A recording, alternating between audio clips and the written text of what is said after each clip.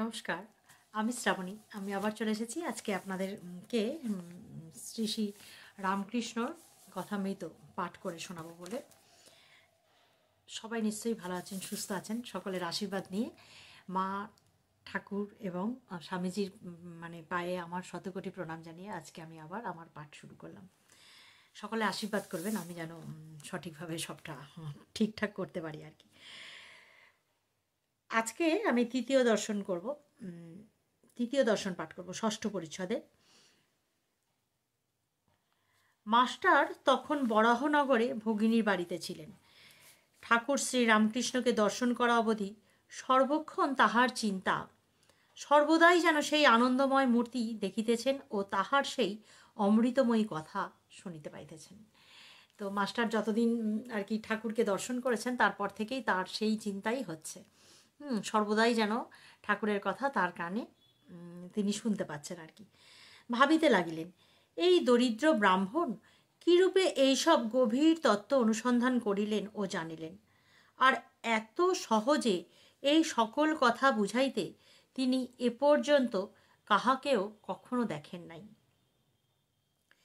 কখন তাহার কাছে যাইবেন ও আবার তাহাকে দর্শন করিবেন, এই কথা রাত্র দিন ভাবিতেছেন। মানে সেই একবার দর্শন করার পরে দ্বিতীয়বার দর্শন হয়েছিল, তারপরে আবার যে কখন যাবেন সেই জন্যই সেই কথা তিনি রাত দিন ভাবিতেছেন। দেখিতে দেখিতে রবিবার 5ই মার্চ আসিয়া পড়িল। বরাহনগরে নেপালবাবুর সঙ্গে বেলা 3-4টার সময় তিনি দক্ষিণেশ্বরের বাগানে আসিয়া পৌঁছইলেন। দেখিলেন সেই পূর্ব পরিচিত ঘরের মধ্যে ঠাকুর শ্রী রামকৃষ্ণ ছোট তক্তপোষের ওপর বসিয়া আছেন। ঘরে এক ঘর লোক। রবিবার অবসর হইয়াছে, তাই ভক্তেরা দর্শন করিতে আসিয়াছেন। এখনও মাস্টারের সঙ্গে কাহারও আলাপ হয় নাই।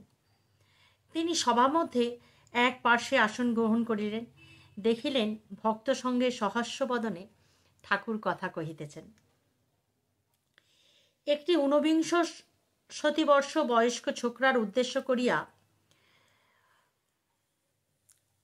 ও তাহার দিকে তাকাইয়া ঠাকুর যেন কত আনন্দিত হইয়া কথা বলিতেছিলেন। ছেলেটির নাম নরেন্দ্র। কলেজে পড়েন ও সাধারণ ব্রাহ্ম সমাজে যাতায়াত করেন। কথাগুলি তেজ পরিপূর্ণ, চোখ দুটি উজ্জ্বল, ভক্তের চেহারা। মাস্টার অনুমানে বুঝিলেন যে কথাটি বিষয়াসক্ত সংসারী ব্যক্তির সম্বন্ধে হইতেছিল। যারা কেবল ঈশ্বর ঈশ্বর করে, ধর্ম ধর্ম করে, তাদের ওই সকল ব্যক্তিরা নিন্দা করে। আর সংসারে কত দুষ্ট লোক আছে, তাদের সঙ্গে কিরূপ ব্যবহার করা উচিত, এইসব কথা হইতেছে। শ্রী রামকৃষ্ণ নরেন্দ্রের প্রতি, নরেন্দ্রকে বলছে, তুই কি বলিস? সংসারের লোকেরা কত কি বলে, কিন্তু দেখ হাতি যখন চলে পেছনে কত জানোয়ার কত রকম চিৎকার করে, কিন্তু হাতি ফিরেও চায় না। তোকে যদি কেউ নিন্দা করে তুই কি মনে করবি? নরেন্দ্র, আমি মনে করব কুকুর ঘেউ ঘেউ করছে। শ্রী রামকৃষ্ণ সহাস্যে বলিলেন, না রে, অত দূর নয়। সকলে হাস্য করিলেন। ঈশ্বর সর্বভূতে আছেন, তবে ভালো লোকের সঙ্গে মাখামাখি চলে, মন্দ লোকের কাছ থেকে তফাতে থাকতে হয়। বাঘের ভিতরেও নারায়ণ আছে, তা বলে বাঘকে আলিঙ্গন করা চলে না। সকলের হাস্য। যদি বলো বাঘ তো নারায়ণ, তবে কেন পালাবো? তার উত্তর, যারা বলছে পালিয়ে এসো তারাও তো নারায়ণ, তাদের কথা কেন না শুনি? একটা গল্প শোনো। এই যে আমরা সবাই বলি না যে সর্বভূতে ঈশ্বর, সব কিছুর মধ্যেই ঈশ্বর আছেন, কিন্তু তবুও ওই যে বলছেন বাঘের মধ্যে সর্বভূতে ঈশ্বর, মানে তো বাঘের মধ্যেও ঈশ্বর আছে। তাহলে কি বাঘকে আলিঙ্গন করা চলে? কারণ বাঘের কাছে যেতে গেলে অন্য যারা বলছে যে পালিয়ে এসো, যেও না, তাহলে তারাও তো নারায়ণ, তাহলে তাদের কথাও তো শুনতে হবে। তো সেইটা বোঝাবার জন্য ঠাকুর আমাদেরকে একটা গল্প বলছেন। গল্পটি হলো এটা যে কোনো এক বনে একটি সাধু থাকিতেন। তার অনেকগুলি শিষ্য। তিনি একদিন শিষ্যদের উপদেশ দিলেন যে সর্বভূতে নারায়ণ আছে, এইটা জেনেই সকলকে নমস্কার করবে। একদিন একটি শিষ্য হোমের জন্য কাঠ আনতে বনে গিয়েছিল। এমন সময় একটা রব উঠল, কে কোথায় আছো, পালিয়ে এসো, একটা পাগলা হাতি যাচ্ছে। সবাই পালিয়ে গেল, কিন্তু শিষ্য পালালো না। সে জানে যে হাতিও তো যে নারায়ণ, তবে কেন পালাবো?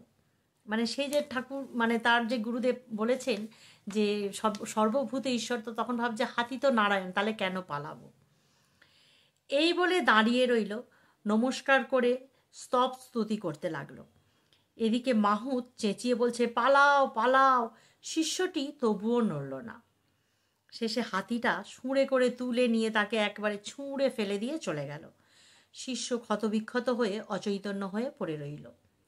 এই সংবাদ পেয়ে গুরু ও অন্যান্য শিষ্যরা তাকে আশ্রমে ধরাধরি করে নিয়ে গেল, আর ঔষধ দিতে লাগলো। খানিকক্ষণ পরে চেতনা হলে ওকে জিজ্ঞাসা করলে, তুমি কেন হাতি আসতে শুনে চলে গেলে না? বললে, গুরুদেব যে আমায় বলে দিয়েছিলেন যে নারায়ণী মানুষ জীব জন্তু সব হয়েছেন, তাই আমি হাতি নারায়ণ আসতে দেখে সেখান থেকে সরে যাই নাই। গুরু তখন বললেন, বাবা, হাতি নারায়ণ আসছিল বটে, তা সত্য, কিন্তু বাবা মাহুত নারায়ণও তো তোমায় বারণ করেছিল। মানে যিনি মাহুত তিনিও তো তোমায় বারণ করেছিলেন যে সরে যাও, পালিয়ে যাও। তাহলে তুমি সেই নারায়ণের কথা কেন শোনোনি? কেন বিশ্বাস করলেন না তার কথা? মাহুত নারায়ণের কথাও তো শুনতে হয়। শাস্ত্রে আছে, আপ নারায়ণ, জল নারায়ণ। কিন্তু কোনো জল ঠাকুর সেবায় চলে, আবার কোনো জলে আঁচানো, বাসন মাজা, কাপড় কাচা কেবল চলে, কিন্তু খাওয়া চলে না, ঠাকুর সেবা চলে না। মানে শাস্ত্রে আছে যে জল নারায়ণ, কিন্তু সব জল দিয়ে তো ঠাকুর সেবা চলে না। সব জলকে আমরা খেতে পারি না। কিছু জল আমরা ওই যে বাসন মাজা, কাপড় কাচা এসব কাজে ব্যবহার করি, আবার কিছু জল আমরা পান করি। তো সেই রকমই সব জল তো যেমন ঠাকুর সেবায় লাগে না, তেমনি সাধু অসাধু, ভক্ত অভক্ত সকলেরই হৃদয়ে নারায়ণ আছে। কিন্তু অসাধু অভক্ত দুষ্ট লোকের সঙ্গে তফাতে থাকতে হয়। সৎ ব্যবহার করা চলে না, মাখামাখি চলে না। কারো সঙ্গে কেবল মুখের আলাপ পর্যন্তই চলে, আবার কারো কারো সঙ্গে তাও চলে না। ওইরূপ লোকের কাছ থেকে তফাতে থাকতে হয়। একজন ভক্ত মহাশয় যদি দুষ্ট লোকে অনিষ্ট করতে আসে বা অনিষ্ট করে, তাহলে কি চুপ করে থাকা উচিত? এটা হচ্ছে গৃহস্থ ও তমগুণের। শ্রী শ্রী রামকৃষ্ণ, লোকের সঙ্গে বাস করতে গেলে দুষ্ট লোকের হাত থেকে আপনাকে রক্ষা করবার জন্য একটু তমগুণ দেখানো দরকার। কিন্তু সে অনিষ্ট করবে বলে উল্টে তার অনিষ্ট করা উচিত নয়। এক মাঠে এক রাখাল গরু চড়াতো। সেই মাঠে একজন ভয়ানক একটা বিষাক্ত সাপ ছিল। সকলেই সেই সাপের ভয়ে অত্যন্ত সাবধান থাকত। একদিন একটি ব্রহ্মচারী সেই মাঠের পথ দিয়ে আসছিলেন। রাখালেরা দৌড়ে এসে বলল, ঠাকুর মহাশয়, ওদিক দিয়ে যাবেন না, ওদিকে ভয়ানক একটা বিষাক্ত সাপ আছে। ব্রহ্মচারী বললে, বাবা, তা হোক, আমার তাতে ভয় নাই, আমি মন্ত্র জানি। এই কথা বলে ব্রহ্মচারী সেই দিকে চলে গেল। রাখালেরা ভয়ে কেউ সঙ্গে গেল না। এদিকে সাপটি ফণা তুলে দৌড়ে আসছে, কিন্তু কাছে আসতে না আসতেই ব্রহ্মচারী সেই একটি মন্ত্র পড়ল, অমনি সাপটা কেঁচোর মতন পায়ের কাছে পড়ে রইল। ব্রহ্মচারী বলল, ওরে, তুই কেন পরের হিংসা করে বেড়াস? আয়, তোকে মন্ত্র দিই। এই মন্ত্র জপলে তোর ভগবানে ভক্তি হবে, ভগবান লাভ হবে, আর হিংসা প্রবৃত্তি থাকবে না। এই বলে সে সাপকে মন্ত্র দিল। সাপটা মন্ত্র পেয়ে গুরুকে প্রণাম করে আর জিজ্ঞাসা করলো, ঠাকুর, কি করে সাধনা করব বলুন? গুরু বললেন, এই মন্ত্র জপ কর, আর কারোর প্রতি হিংসা করিস না। ব্রহ্মচারী যাবার সময় বলে গেল, আমি আবার পরে আসব। এই রকম কিছুদিন যায়। রাখালেরা দেখে যে সাপটা আর কামড়াতে আসে না, ঢেলা মারে, তবুও রাগ হয় না, যেন কেঁচোর মতন হয়ে গেছে। একদিন একজন রাখাল কাছে গিয়ে ল্যাজ ধরে খুব ঘুরপাক দিয়ে তাকে আছড়ে আছড়ে ফেলে দিল।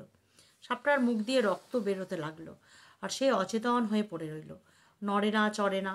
রাখালেরা মনে করলো যে সাপটা বোধহয় মরে গেছে। এই মনে করে তারা সবাই চলে গেল। অনেক রাত্রে সাপের চেতনা হলো। সে আস্তে আস্তে অতি কষ্টে তার গর্তের ভিতর চলে গেল। শরীর চূর্ণ, নড়বার শক্তি নেই। অনেক দিন পর যখন অস্থি চর্মসার, তখন বাইরে আহারের চেষ্টায় রাত্রে একবার চড়তে আসতো। ভয়ে দিনের বেলা আর বাইরে আসতো না। মন্ত্র ল অবধি সে আর হিংসা করে না। মাটি পাতা গাছ থেকে পড়ে গেছে এমন ফল খেয়ে প্রাণ ধারণ করত। প্রায় 1 বৎসর পরে ব্রহ্মচারী সেই পথে আবার এলো। এসেই সাপের সন্ধান করলো। রাখালেরা বললে যে সে সাপটা মরে গেছে, কিন্তু ব্রহ্মচারী ও কথায় বিশ্বাস করলেন না। সে জানে যে যে মন্ত্র ও নিয়েছে তা সাধন না হলে দেহত্যাগ হবে না। খুঁজে খুঁজে সেই দিকে তার দেওয়া নাম ধরে ডাকতে লাগলো। সেই গুরুদেবের আওয়াজ শুনে গর্ত থেকে বেরিয়ে এলো। ও খুব ভক্তি ভরে প্রণাম করলো। ব্রহ্মচারী জিজ্ঞাসা করলে, তুই কেমন আছিস? সে বললে, আগে ভালো আছি। ব্রহ্মচারী বললে, তবে তুই এত রোগা হয়ে গেছিস কেন? সাপ বললে, ঠাকুর, আপনি আদেশ করেছেন কারোকে হিংসা করতে না, তাই পাতাটা ফলটা যেভাবে পাই বলে বোধহয় রোগা হয়ে গেছি। ওর সত্যগুণ হয়েছে কি না তাই কারোর ওপর ক্রোধ নেই। মানে ওর মন্ত্র জপ করে করে সত্যগুণ হয়েছে, তাই কারোর ওপর রাগ নেই। সে ভুলেই গেছিল যে রাখালেরা তাকে মেরে ফেলার জোগাড় করেছিল। ব্রহ্মচারী বলল, শুধু না খাওয়ার দরুন এরূপ অবস্থা হয় না, অবশ্য আরও কোনো কারণ আছে, ভেবে দেখ। সাপটা তখন মনে পড়ল যে রাখালেরা তাকে আছাড় মেরে ফেলে দিয়েছিল। তখন সে বলল, ঠাকুর, মনে পড়েছে বটে, রাখালেরা একদিন আমায় আছাড় মেরে ফেলে দিয়েছিল। তারা অজ্ঞান, জানে না যে আমার কি অবস্থা। আমি যে আর কাহাকেও কামড়াবো না, কোনোরূপ অনিষ্ট করব না, কেমন করে ওরা জানবে? ব্রহ্মচারী বললে, ছি, তুই এত বোকা, আপনাকে রক্ষা করতে জানিস না? মানে যখন রাখালদের কথা ব্রহ্মচারীকে বললো, তখন ব্রহ্মচারী বললো, তুই এত বোকা, মানে নিজেকেও তো রক্ষা করতে হবে, না নিজেকে রক্ষা করলে তো তারা ওরকম করবেই।